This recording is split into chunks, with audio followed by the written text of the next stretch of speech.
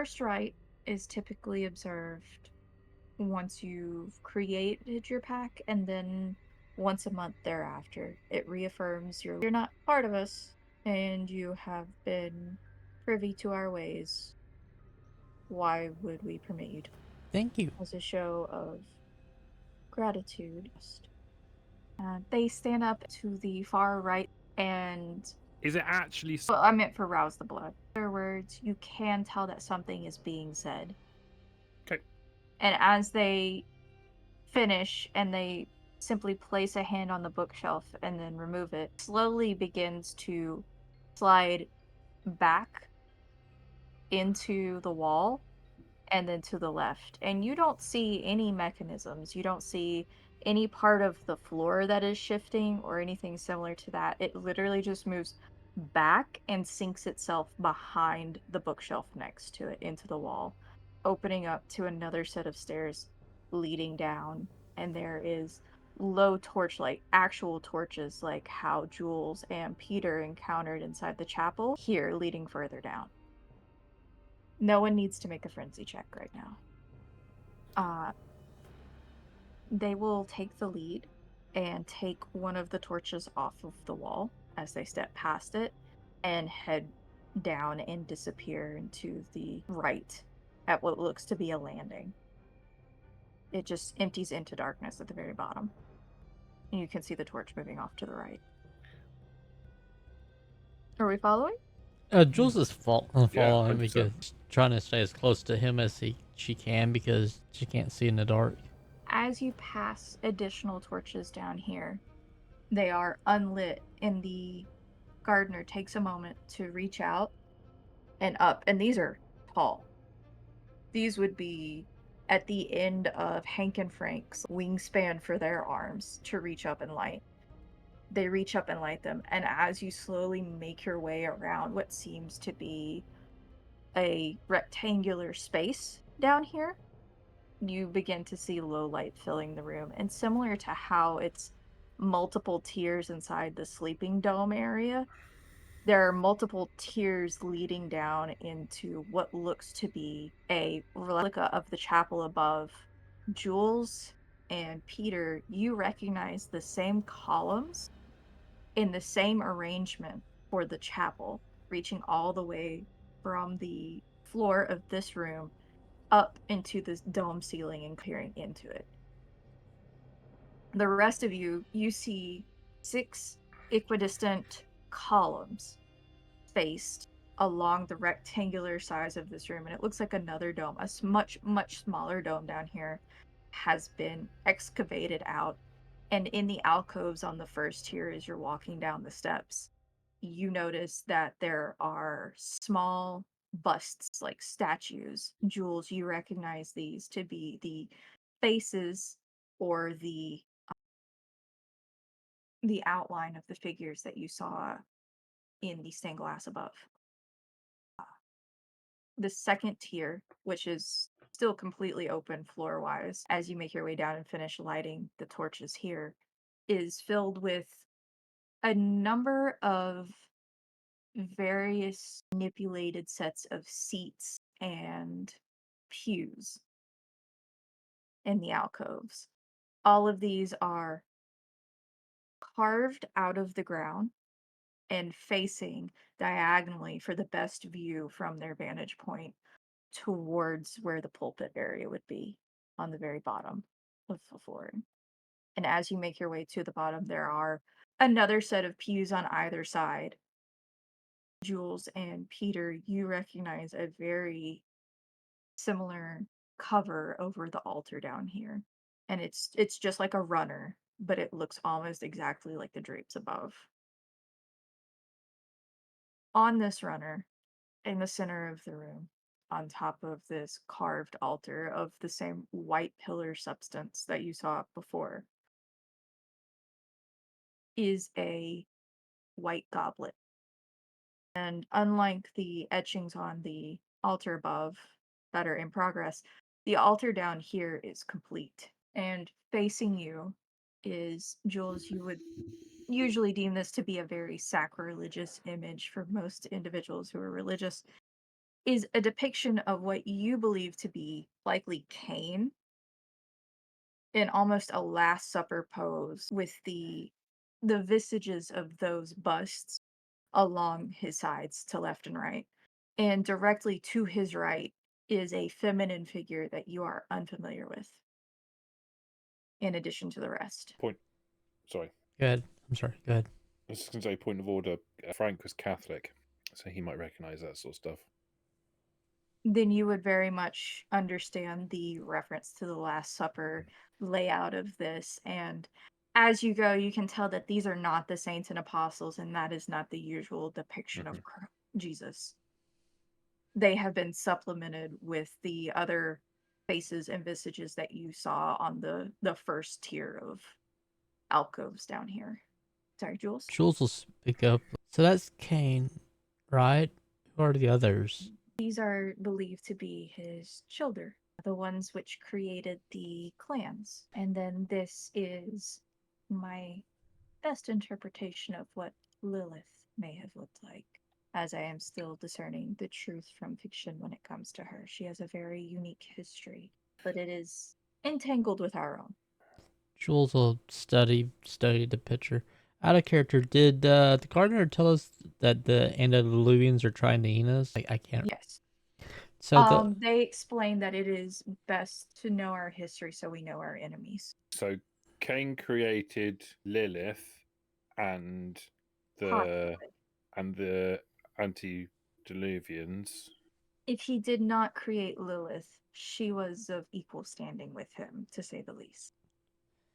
And And he created the antediluvians. and they want to eat us. he created the first generation, and our problem lies between the first and the third. So any of those are likely to be our problems. Yes, you are correct. In history of generation, any generation between 1, 2, and 3 could prove to be our enemies. 1 is most certainly, 2 is most certainly. The third is most likely. When they awake, they are little more than true monsters at that point. So what am I? What are we? 12th. 12. Yes. Oh. Oh, and because of your curiosities earlier, I should let you know. If you diablerize someone of a higher generation than you can slowly improve the potency of your own blood. Really? They move behind the altar and motion to the goblet before, as you see them reaching underneath, likely in a small set of shelves they have built into the back, and produce what looks to be a very clean ritual dagger. You can measure yourselves however you would like. I stand on tradition, you do not have to. And then they will prick the end of their finger with the end of the dagger and will some of their blood into the white goblet. It's relatively nondescript in its make. However, Jules and Peter, you imagine that the goblet is likely of bone. And after they have willed what they deem is enough blood inside, it's not a particularly large amount, they seal the wound and motion for your pack to continue. I'll take the dagger. Ah, Dr. Isaacs, as you do this, you should recite what you believe is the Sabbat's motto. It does not have to be perfect, it does not have to be exact. It is what you interpret the Sabbat to be and mean. And that is what you will follow. And that is how you lead the ceremony. He'll freeze up for a second. Frank will lean over to him and whisper, "Just say, kill them all. Cain will know his own." It's the storyteller chuckling. The gardener is stone faced. He'll You just say the blood of Cain. Keep it short and sweet. He'll pour across his wrist. Rip it in there. And pass the dagger. I'll Yeah, I'll take take it. the dagger. I'll go. No, you after you. After you. Oh no, after you. I'll take the dagger. I'll put my thumb, much like the gardener did. Wheel a similar amount of blood in there, and then pass the dagger over to Frank. He'll take the dagger, stab himself in the palm of his hand, probably put a bit too much in, mutter under his breath something about blood, fire, and murder, and then casually hand the dagger on to whoever happens to be next to him. Jules will take it, and then she'll stab herself in the hand and put about as much as Frank does, and then says, "For the glory of Caine and death to the Camarilla," and then pass the dagger to Peter. If Slice down my hand, I put mean, it in, while she's watching, she'll lick her palm. pour some blood into the goblet, and say, "For the true purpose, with the proper traditions." They don't like it up and wait to see the whites of their eyes. Now I'm reminded of the Jaws lines. Smile, you ugly son of a. Seeing that all have contributed to the goblet, the gardener will pick it up and hold it out to Dr. Isaacs first, since he is assuming the role of priest in this. I could drink first, but this is important for you. Bottoms up. You begin to feel a strange sensation, Dr. Isaacs, as you hand the goblet off to the next person. Who takes it next? Take it. Apart from the gardener, I was the next one to put blood in, so I'll take it and take a sip. Frank, you notice the feminine outline, one you're very familiar with, standing between the gardener and Dr. Isaacs, watching as this is happening. She's just, her eyes are following the goblet around the room. Hank, And as I finish, I'll pass it to Frank. Frank is completely distracted. So I'll hold the goblet out, and if he doesn't take it, I'll give him a nudge. Oh. Fucking drink it, you muppet. He'll take the goblet and he'll put it up to his lips, and then he'll look over in the direction of the shape. she just watches. She doesn't seem unhappy. She doesn't seem overly happy. There's nothing negative about her expression. She's not disapproving. No. Right, well, that's a big old mouthful then. Hank, you two are beginning to feel an odd sensation as you've taken your sip. Though it is different from Dr. Isaacs. Hank, you can feel the previous bond that you had pull tight, stretched thin, and then it's almost like it just like one of those gummy erasers when you pull it too far apart and it begins to turn into almost silken fine strands, and then it just gone, no longer touching.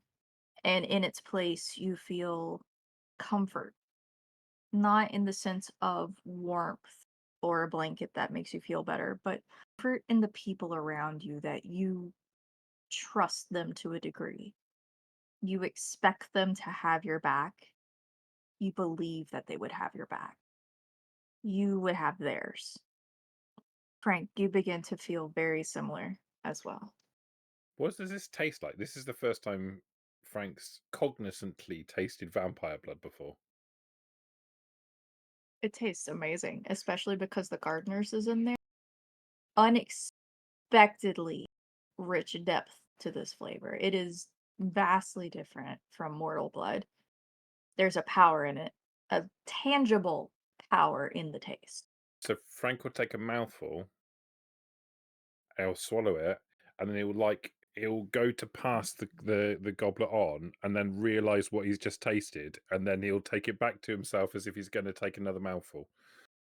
The gardener very politely does a single tut when you start to bring it back towards your mouth. What? If you like the taste, you can make arrangements later. All right, pass over. It has to be enough for everyone. Jules will take it. What was that all about? And then she'll take a gulp. And then then finally figure out what that was all about, because does You it had taste a very similar experience with Anne, Right. but this is different. Yeah. Is this better than Anne? This is way better. She'll put her finger to her lips, wiping it off, and hand it to Peter. And take a good old swig. And if there's Embrace any the left, then we flavour fight and over it. enjoy every single drop. With that, the goblet is finished. Dr. Isaacs, due to the unique nature of the contribution to the goblet from the gardener, yours does not necessarily break your prior bond. You get the same sensation of loyalty to and from those that partook in this ceremony. However, your previous bond also remains. You do not form a blood bond. None of you form a blood bond with one another through this, but you do feel a certain support of one another. I'm guessing I no longer found Anne cool.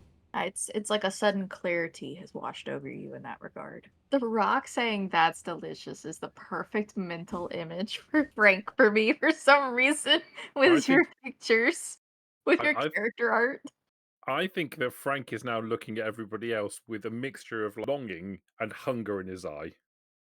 Frank, as the goblet is set back down, firmed clean, pristine from before, you make eye contact with her again. And she holds your gaze for a little bit and then just disappears. Goes to walk around behind the gardener and start to walk around the outer edge of the group, and she just disappears. Frank will smile and look distracted. Jules will probably see his smile and mouth the words, "What the fuck?" And then Gonna lean over the Hank and say, I think he's gonna sing again. Congratulations, you're officially a pack. yay! Confirm your nicknames for me, please. Grumpy. Happy. Dopey. Snow. Dog. Opie, you seem a little reluctant. I couldn't possibly imagine why. I'm not sure I understand the references, but they give you a pat on the shoulder. Thanks. Sometimes nicknames can be intentionally misleading. Not this time. My true chapel, where I usually hold for my pack. If you have questions, let me know. Most do not come down here, but I am happy to advise. It is my role, as it will soon be yours, Dr. Isaacs, for your pack. Where's your pack? They are currently spread over the area in Louisiana. I have none at current time in New Orleans. I have a few in Shreveport. I have one in Laplace. I have other who is working along the Gulf Coast. We are doing our best to seize ports right now. New Orleans has a particular significance for us. Okay. If it goes well, you will meet my pack. I'm good. Shall we? And they motion back up the multitude of steps that you had to descend to get down here. After you, please, because you have the light. Certainly. And they will, pardon me, they will begin to ascend. Let's eat them. I'm not kidding. I said it out of character. Oh. Well, they will take the lead, though. Oh, yeah. That would be kind of bad if we eat the gardener the first night. Oh my goodness. He just went up in my list of people I want to eat. He tastes great. They do? I can't. I want to say it, but I really shouldn't. Say it. Just go on, say it. Tastes like Monster Dew. Poor B. Just pinching the bridge of her nose, like what I'm putting up with. No, well, yeah. Okay. Your way out from the chapel underground. They move the bookshelf back into place, and it's seamless like before with the wall. And the option for you to either have a seat or do as you will. Tomorrow I will request Smokey to come pick you up and take you to the city in the evening. If you need to make arrangements before then, let me know. May I Our make a morning. phone call? Yes. Would you like to go now? Certainly. Roughly what time is it? 10 o'clock. You're probably pushing well into the morning by this point with the extended conversations and the that they took for earlier phone calls. You're probably around 3 a.m. You have another hour or two before dawn starts to break, depending on the storm outside. Too early for them. Will not be calling right now. Okay. We can make your phone call once we wake tomorrow then. This I will follow. they will they'll leave the others to their business and then lead you up outside into the inclement weather, into the chapel, and politely request that you keep what you see inside to yourself for the time being. It's in progress, and then let you in. You will see very similar to what Jules and Peter saw prior. Uh, you give me wits awareness or intelligence investigation if you want to take a closer look at some of the items. There are very thin, almost translucent draperies, elegantly from the on down, touching each of the as it moves down to the top of the columns, wrapping around them, and then tucking up to the top on either side of the stained glass windows up here. And you can tell What's that the they're difficulty on 17. it'll be 2. If you get more than 2, you'll notice more. 6 successes? Freaky 6. Okay. The atom. I love that B just put on her glasses for this. It was just the assistance that he needed. Yep. Yeah. Basically, now knows the location of Caine. It's And we're gonna- under it's under the floorboards. No. As you step inside, you notice that there is a severe state of deterioration for some of the things in the chapel itself. There's also a chill that runs up the back of your spine and almost makes your shoulders involuntary, like wiggle, but you can't exactly place where it's coming from. There are holes in the floor where the boards have rotted through here and there. You notice that some of the pews are in similar states of degradation due to time and exposure and lack of upkeep. But overall, you notice that the structure itself, despite outward experience and some of these items in here, is quite sturdy. You notice that the 6 equidistant columns from below almost seem to continue up here. They run the length of the chapel, the same number, and it looks to be made of the same material. The stained glass, as you pass by, lightning flashing outside, you notice on the left-hand side seems to be the story or origin of Cain. And on the right-hand side are those busts, the visages that you pass downstairs, but in stained glass form instead. Up towards the front where a statue would normally be, near the pulpit, the has moved. The only thing up here is an altar, very similar to downstairs, but you can tell that the carving on the white, you imagine same substance as downstairs, as the pillars, as possibly the goblet, is egress. It looks to be the same outline as well. There is no runner across the top. There is no ceremonial item on top either. So can I ask now, am I directly now above where the ceremony took place? With your exceptional amount of successes, you think so. So you're millimeters slightly to the right. It's a little bit of adjustment to take into account, but you think you're pretty accurate. In addition to all of these items, you notice that the tapestries that are coming down from the ceiling and elegantly like tuck the corners and the top of the columns, and it's very ornate in its setup. That these tapestries are not tapestries at all. They seem to be just spools of skin stretched exceptionally thin with an active, like, pumping system in each of them. Like, you can see veins and blood vessels going throughout each, and it almost gives an illusion of a moving imagery on them. And they motion you through the back to left door, which is still partially open from earlier. It opens into a hallway at the far end of the hall. It opens into a kitchen that you can tell is well kept but doesn't look like it's been recently used. And directly across is the door to the preacher's study. So, opening it into the office, you notice that there is a dark wood desk on the far right hand side.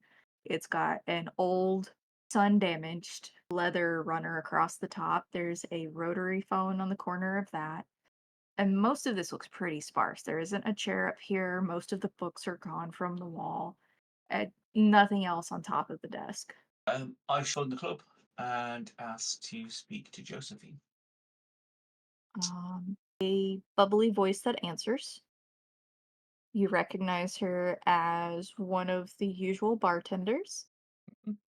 and says, "It's been a while. I'm so glad to hear from you. I was worried." Yeah, no need to worry. I've just been out of town for a few nights. It's Shout. Yes, yes, I'll get her. Also, we've been keeping a good eye on your favorite girl. Don't worry, she's doing Thank okay. you. We're just closing up, so it should just be a moment. Okay, cheers.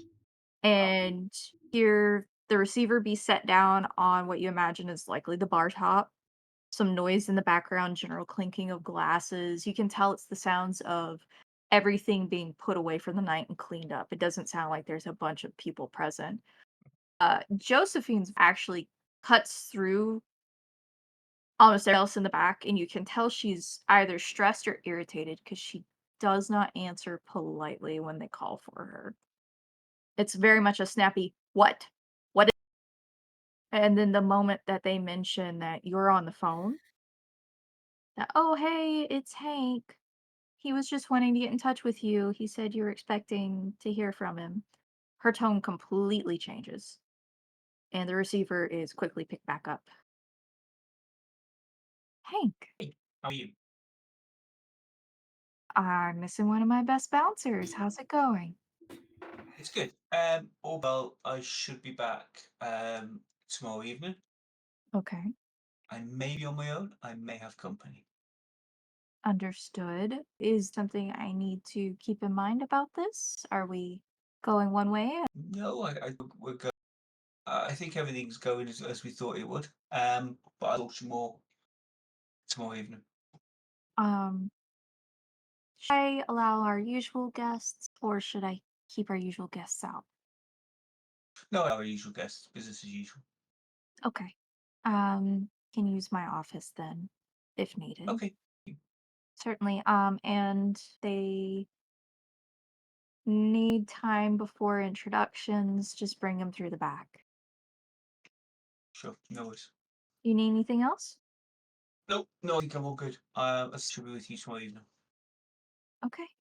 To hear from you. Yeah, Get you back in too. one piece. Will do.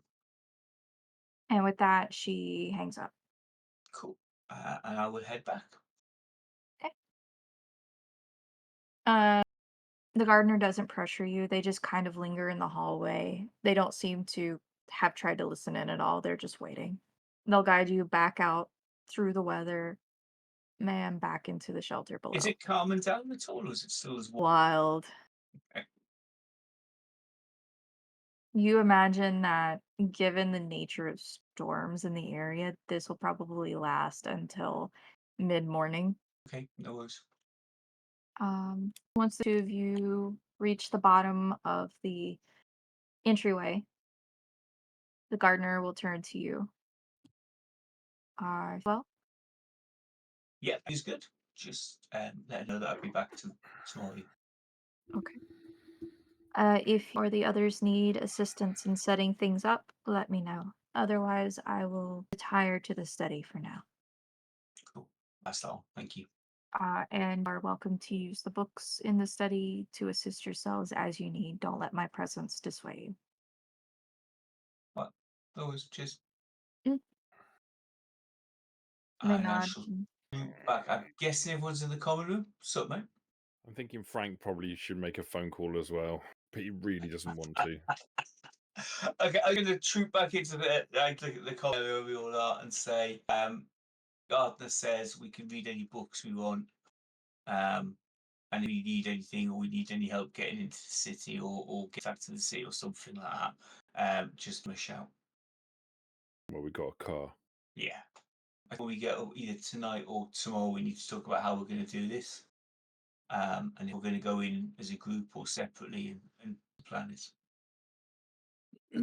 You all live in this place. I don't live here, so I got nowhere to go. I know some nice people that can let you live somewhere. Yeah, you can crash at mine as well if you want. Got a workshop. You can crash in there. Sadly, you can't stay with me, though. Wait, you got a workshop? Yeah. A workshop. So I'm guessing there's just a general workshop at the back of the club, just for general repairs and stuff. Yeah. Kind of where Frank normally kind of hangs in spare time. Okay, yeah. Could easily have that. It's more like a one-story building with maybe 2 rooms in it at this point. Most of the walls have been knocked down outside of like support and converted into a storage space with some tools and various other things there. Okay. And it's kind of been the club has not necessarily built to like join, but you have an overhang that kind of can do now. Okay, I can do that. But Dotted Haven, I'm guessing that's where I spend most of my time. Have your own apartment, or do you think that's where you're staying? I guess that's where I'm staying most of the time because he doesn't really have his own place, so probably stays in that sort of area. Has probably a bunk or something. You probably set up like the items that people have put out on the corner to get rid of. You've probably taken in the ones that are most usable, in Yeah. the best shape still. So it's that overused sofa that sinks way down because the springs don't work anymore, and then but it's all comfortable until you sleep on it 4 nights in a row and you start to get a pain in your back. Yeah. So it's serviceable. It's not the Ritz or the Carlton, but it's serviceable. And tomorrow. My thinking, and Doc, I'll bow to you on this one, but we clearly know each other. Should we go and present ourselves together? Yeah. That makes sense. I think in groups maybe, but I don't know about all of us together. All Okay. of you have, from what I understand, relatively decent clan presence, and will likely be very easily accepted. I'm a bit worried that if we don't go together, we'll end up being separate. Could that be good? That way we just meet up later on at our meeting place, the titty bar, and then talk things. Do we have to call it that? The dirty legged women place. I mean, Okay. We call. I'm thinking there's got to be shitty jobs that nobody volunteers for. Yeah. yeah. If we all volunteer for, like, whatever the shit equivalent is, and maybe the gardener knows something that say, oh, quite like to do this. Would we get put together? Well, I guess that's Doc to decide, really, isn't it? Yeah. So what do you think, Doc? Do we go in as 2 groups, or how do we play it? Because let's say, so I can go in and get presented as normal. I think I'm the only one, unless Dopey, did your sire about to present you? How we do it then? If nothing else, me and you can go in, and I can just say that I learned about the night, and then I met you, and then c'est la vie. Yeah. I mean, after all, apparently I'm a Ventru, and that means something to these schmucks. I mean, we say that we've met on the street, that we've been embraced, but we've all just met along with a load of other people who have gone missing. I don't know. I'm struggling a bit. If nothing else, we can just like we don't know each other, and then suddenly just become friends. I mean, if there's anything, if we enter separately, I don't think there's any way that be separated initially. We'll all be brought into our respective groups. I guess if we're all being presented on the same night, we may well be shoved together anyway. Right. And also, if we're separated, then there's more feed on whenever we get our chance. Yeah. One for you, and one for me. Even if we happen to get grouped with another person, that doesn't stop us from meeting up with each other later on. No chat. Unless the boss man wants us to split in half and one of us cause trouble and the other half of us be in the Camarilla. I think that's a bad way to get a lot of eyes on us. True. Okay, so we're all going to arrive separate. So we're talking about arriving in the city. Or are we talking about arriving when we actually find out who the are going to? Speak to. Okay, so we can- Smokey will know who we speak to. Smokey will be able to give us an idea who we He'll speak get some pointers on. Yeah. Who that. okay. And then we can go in twos or threes and say we've met each other, or we can go in individually. I tried to bite him. He tried to bite me. We were like, let's rampose. Yeah, we're hunting, and then suddenly we figure it out that, like, you know, things happen. Maybe someone's a little sloppier than others. Who do you want to go with who, sir? Don't call me sir. Dog. NASCAR. Sure. Dopey has his own. I'm gonna call you Pete. I can't call you Dopey. I'm sorry. I appreciate that. Thanks. I think he has his own things he's to wrap up. I think he has been around a little while and will be okay by himself if he wants to be. I can figure some shit out. And maybe Hank and Frank go together. Okay. I presented because my size in the city, but we can say we've come across Frank. I mean, So you it's gonna together. build- Yeah. That was you, Frank. Okay. Alcavian. I'll go. That sounds perfect. If anyone asks me who my daddy was, I say, mind your own business. I shall say I'm not comfortable sharing that. So yeah, we could present you, Frank, as a lost kindred. Given that lots of people are disappearing, we just say we found you as a lost kindred while I was doing some trading Okay. with my sire. Yeah. Okay, followed you home. Yeah.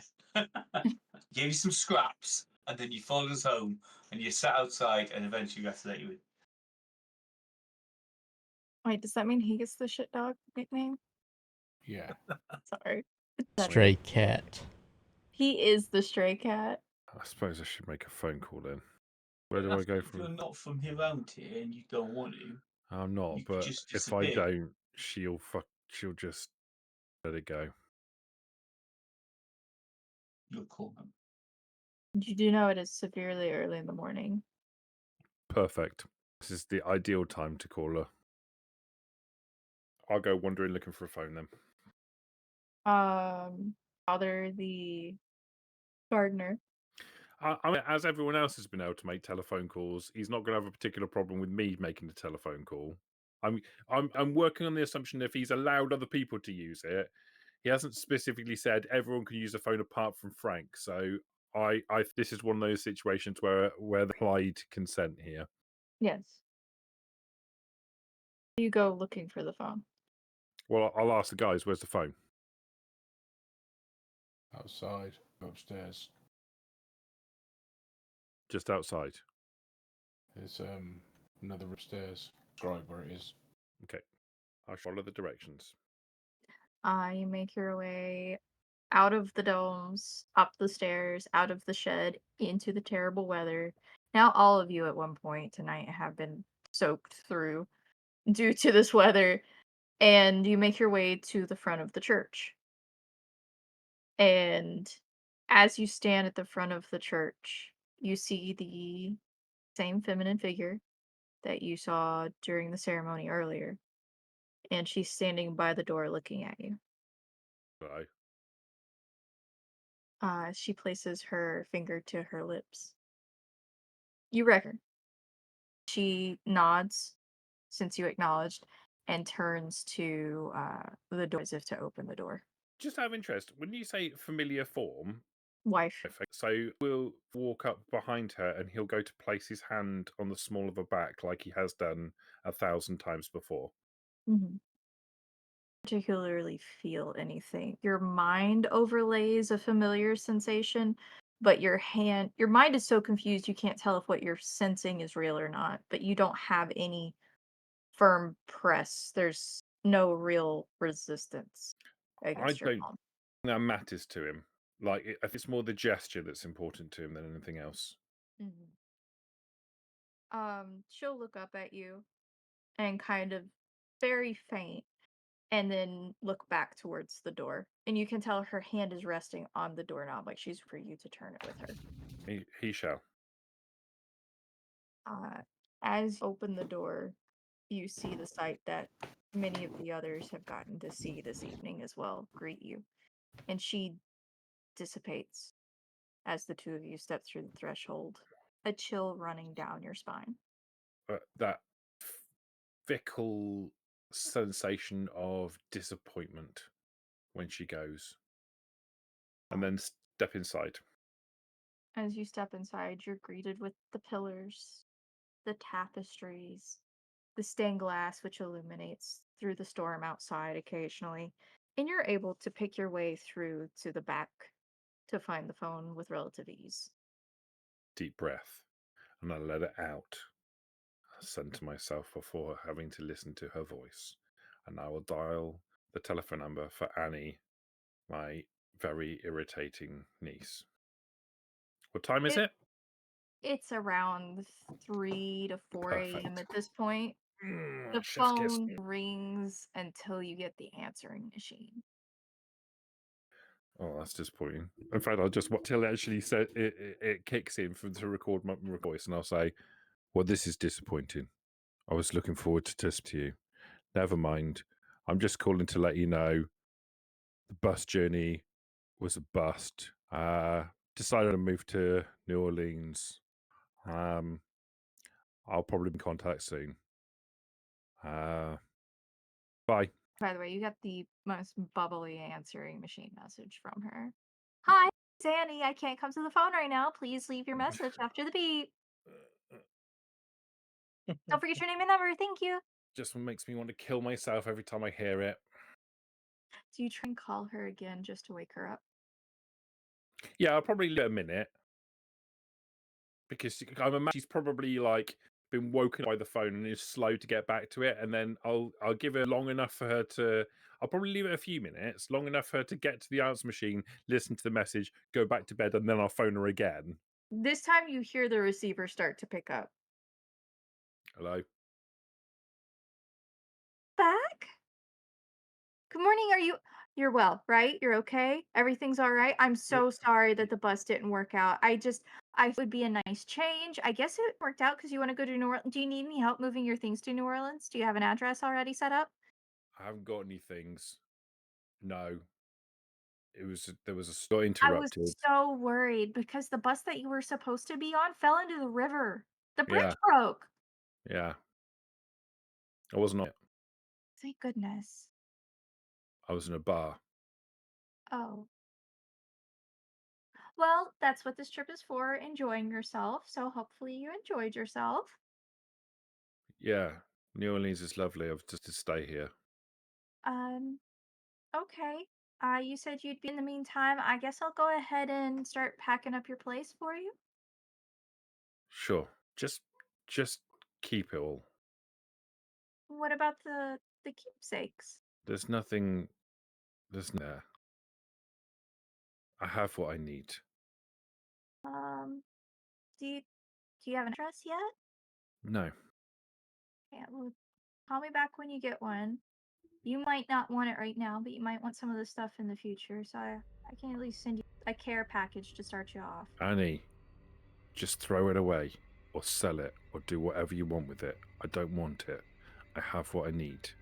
I've got Sarah's ring, got Lucy's doll. That's all I need. Okay, but at least give me a way to contact you. Otherwise, I'll go over there and find the most tolerant police officer and annoy him until they help me Look, finally. it's fine. Can you not just leave me alone? I'm gonna settle down here. It's gonna be fine. An address, so I can at least check on you. I'm safe. I'm fine. I'm having a wonderful time. New Orleans is a delight. I've met some very friendly people. Hate them. Okay. Well, I'm glad you're making friends. Even more annoying than you are.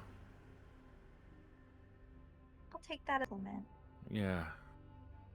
Just and everything in yours to do with whatever you please. You know, never felt. I know it was home anyway. Yeah, not yeah. Thought in New Orleans can start to feel more like home for you. Yeah, maybe. Do check back in, please. I'll call you when I'm settled. Thank you. Make sure to have water and some Oh, migraine God. medicine. Yes. Okay. Fine. Okay. Yeah. Thank you. All right. Thank- Sleep well. Yes. And she will hang up. I don't wait for hers. Yep. I'll grumpily, not angrily, but grumpily slam the receiver down. But don't you love her? She's so bubbly. Frank, as you stand there in the office and you slowly turn towards the door, you notice the gardener standing there. Oh. Hello. Good evening. Did I do something wrong? I would share what you've seen in here just yet. It's in progress still. It's none of my business. No, didn't do anything wrong. I wanted to make sure you found what you needed. Yeah, I just needed to. Oh, Mrs. I can believe this woman. It's so annoying. Really? Oh, she is. Oh, it's like. The type to usually do. It's not really. I have a few items for you while you're up here. Bringing over, so at least it's stable footing the next day.